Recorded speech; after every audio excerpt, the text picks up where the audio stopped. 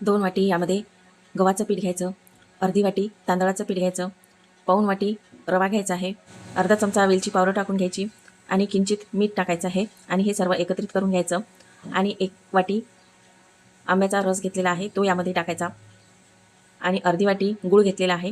गूळ तुम्ही कमी जास्त यामध्ये करू शकता. तर आता हा गूळ आपल्याला यामध्ये मिक्स करून घ्यायचा आणि याचा मस्त गोळा बनवून घ्यायचा आहे.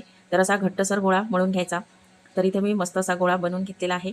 यामध्ये आपल्याला थोडं तूप टाकून आणखी मळून घ्यायचं. तर हा व्यवस्थित असा गोळा तयार झाला. यामधला लिंबा एवढ्या आकाराचा गोळा घ्यायचा आहे आणि पोळपाटावर आपल्याला हा लाटून घ्यायचा आहे. मस्त गोल गरगरीत असा लाटून घ्यायचा आणि गोल करण्यासाठी इथं मी झाकण घेतलेलं आहे. तर झाकणाने असा मस्त गोल करून घ्यायचा. तर बघू शकता आपली मस्त अशी गोल पुरी तयार झाली. ह्या पुऱ्या आपल्याला मस्त तेलामध्ये तळून घ्यायच्या आहे. तर दोन्ही बाजूनी मस्त लालसर रंगावर ह्या तळून घ्यायच्या. तर बघू शकता मस्त अशा ह्या तळून झाल्या. तर अशा ह्या गोड पुऱ्या आपल्या आमरसाच्या मस्त तयार झालेल्या आहेत.